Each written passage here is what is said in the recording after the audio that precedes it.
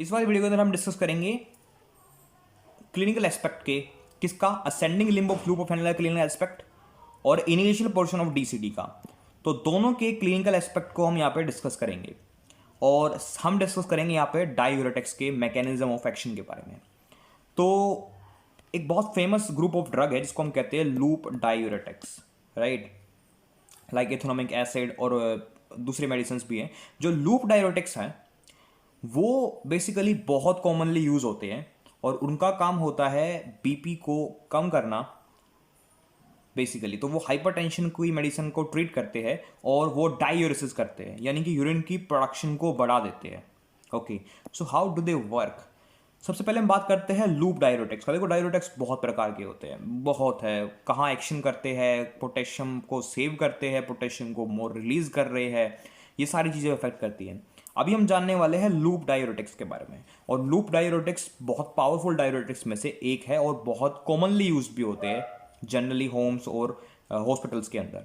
सो जो loop diuretics है वो कैसे काम करते हैं? सी, जो लूप डायूरेटिक है वो एक्शन करता है ascending limb of loop of Henle पे। और हम जानते हैं कि ascending limb of loop of Henle पे यहां पे sodium potassium 2 chloride transporter available होता है, राइट। सो बेसिकली जो लूप डायूरेटिक्स है वो इसको आकर के ब्लॉक कर देते हैं। So the loop diuretics blocks this sodium potassium 2 chloride transporter, जो कहाँ अवेलेबल है हमारे पास में ascending limb of loop of एनुले के अंदर। अब हम देखते हैं कि अगर ये ब्लॉक हो गया तो क्या क्या अफेक्ट होगा। देखो, अगर ये वाला चैनल ब्लॉक हो गया तो सोडियम की रीअब्जॉर्प्शन कम हो जाएगी, पोटेशियम की रीअब्जॉर्प्शन कम हो जाएगी, क्लोराइड की रीअब्जॉर्प्शन भी कम हो जाएगी, राइट। अगर ये आयंस अंदर नहीं जाएंगे, ओके, सो ये वाले आयंस बाहर निकलना स्टार्ट हो जाएंगे, मतलब कि आगे की तरफ ज्यादा एक्सक्रीट होना स्टार्ट हो जाएंगे। ओके, इसके बाद में कैल्शियम और मैग्नीशियम, कैल्शियम और मैग्नीशियम जो है वो भी यहाँ पे रीएब्जॉर्ब नहीं हो पाएंगे, क्योंकि पोटेशियम बाहर आ रहा था तो इलेक्ट्रोपॉजिटिव करेक्टर बनता है यहाँ पे, जिसकी अब वो नहीं बन पाएगा। तो कैल्शियम और मैग्नीशियम की जो रीअब्जॉर्प्शन है वो भी यहाँ पे डिक्रीज हो जाएगी। तो कैल्शियम और मैग्नीशियम की रीअब्जॉर्प्शन भी डिक्रीज। तो इन शॉर्ट मतलब ये हुआ कि यहाँ पे सोडियम बढ़ गया है, पोटेशियम बढ़ गया है, क्लोराइड बढ़ चुका है, कैल्शियम बढ़ चुका है, मैग्नीशियम बढ़ चुका है, ये सारे कंटेंट बढ़ चुके हैं। ये अब्जॉर्ब नहीं हुए और ये यहाँ पे अवेलेबल है, इसलिए वाटर की रिटेंशन भी यहाँ बढ़ जाती है। ये आगे जाते हैं, डीसीटी के पास जाएंगे, कलेक्टिंग डक्ट्स के पास जाएंगे, ज़्यादा आयंस है और ज़्यादा वाटर रिटेंशन भी है, इसलिए यहाँ पे वाटर की जो बेसिकली वाटर इनके साथ आना था वो, मतलब कि इनकी वजह से वाटर और यहाँ के अंदर की तरफ ल्यूमेन के साइड इकट्ठा हो जाता है और वाटर इनके साथ बाहर निकल जाता है।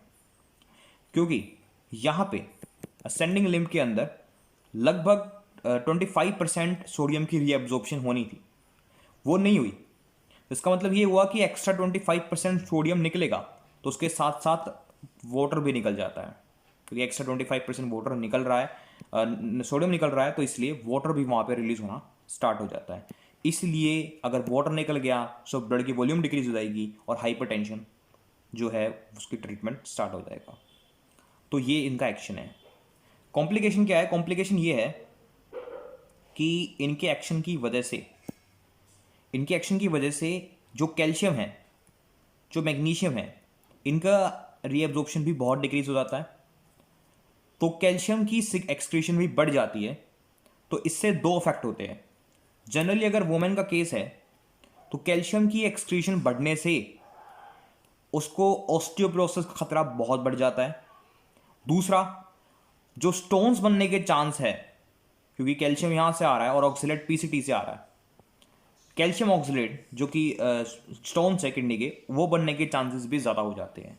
सो loop diuretics are very powerful, they cause diuresis, ज़्यादा पानी निकलवा देंगे, they treat hypertension, but they also increase the risk for the kidney stones as well as the osteoporosis in women. So ये है लूप डाययूरेटिक्स. अब हम एक दूसरे डाययूरेटिक्स के बारे में बात करते हैं, राइट? जो सेकंड प्रकार के डाययूरेटिक्स है उनका नाम है thiazides. Now see, loop diuretics ascending limb of loop of Henle पे काम कर रहे थे सोडियम पोटेशियम 2 क्लोराइड ट्रांसपोर्टर के ऊपर. जो थायजाइड्स है वो डीसीटी में काम करते हैं अर्ली पोर्शन पे, और वो यानी कि थायजाइड्स ब्लॉक दिस सोडियम क्लोराइड को ट्रांसपोर्टर. सो थायजाइड इसे ब्लॉक करते हैं. And see the action is same. यहां पे सोडियम क्लोराइड की रीअब्जॉर्प्शन कम हो जाएगी. अगर इनकी रीअब्जॉर्प्शन कम हो गई तो ये ल्यूमेन के अंदर ज़्यादा रहेंगे. इनकी वजह से जो हमारे पास में वाटर है वो यहाँ पर रिटेंडेड रहेगा आगे, और ये वाटर और सोडियम क्लोराइड, मतलब कि सोडियम भी और क्लोराइड भी, इनकी एक्सक्रीशन जो है यूरिन में वो बढ़ जाएगी. That's the point. अब हम बात करते हैं कि जो इनमें डिफरेंस में देखो, थायजाइड भी डाययूरेसिस करवा रहा है, हाइपरटेंशन को ट्रीट कर रहा है, बट जो थायजाइड्स है वो थोड़े से वीकर है as compare to loop diuretics. ये वाली बात समझने की है. देखो, लूप डाययूरेटिक्स काम कर रहे हैं ascending limb of loop of Henle पे. अगर मैंने लूप डाययूरेटिक किसी पेशेंट को दिए तो उसकी 25% सोडियम को मैं अफेक्ट करने का चांस रखता हूं. मतलब 25% तक सोडियम को मैं अफेक्ट कर सकता हूं मैक्सिमम. अगर मैं यही चीज अगर मैं उसी पेशेंट को थायजाइड्स देता हूं तो हम जानते हैं कि डीसीटी के अंदर मैं 3 से 7% तक सोडियम की रीअब्जॉर्प्शन होती है. तो अगर मैं थायजाइड देता हूं तो मेरे पास सिर्फ 3 से 7% सोडियम रीअब्जॉर्प्शन को अफेक्ट करने का मैक्सिमम चांस है. लेकिन अगर मैं लूप डाययूरेटिक्स देता हूं तो वही चांस 25% तक आ जाता है.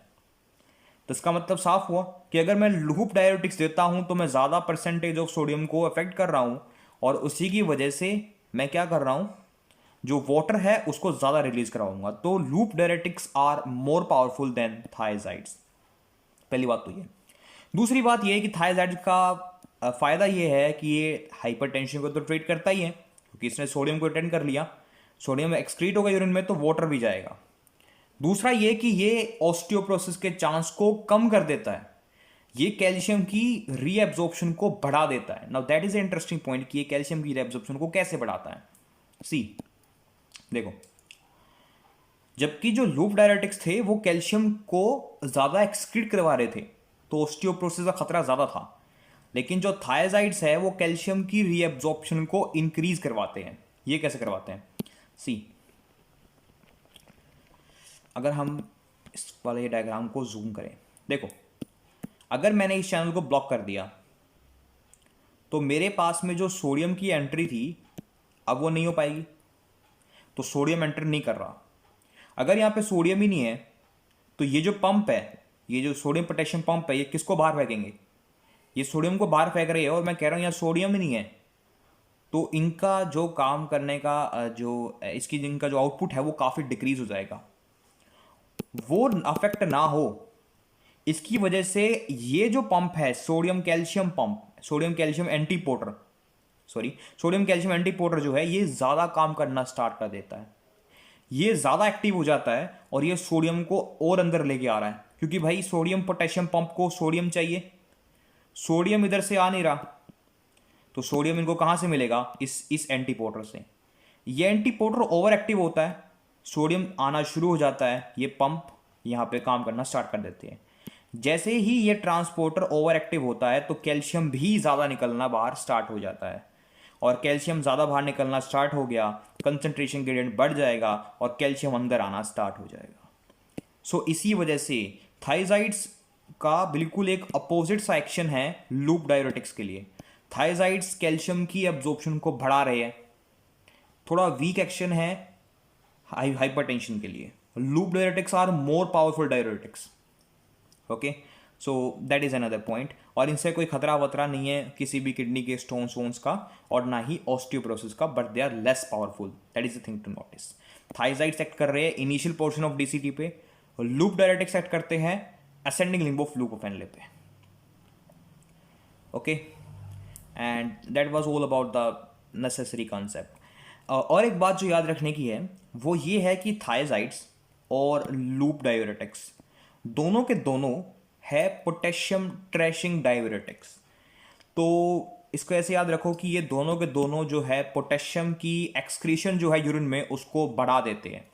देखो लूप डायरेटिक्स ने तो यहाँ पे पोटेशियम की रीएब्जॉर्प्शन को ब्लॉक कर दिया, तो ये पोटेशियम तो जाएगा, ये तो रीएब्जॉर्ब नहीं हो पाएगा, तो इस वजह से वो पोटेशियम की एक्सक्रीशन को बढ़ा रहे हैं। ये वाले कैसे बढ़ाते हैं, ये वाला पार्ट हम क्लियर करेंगे अपने कलेक्टिंग डक्ट्स में, जब हम कलेक्टिंग डक्ट पे आएंगे कि वहाँ पे एक्चुअली में क्या रोल होता है सोडियम पोटेशियम पंप का।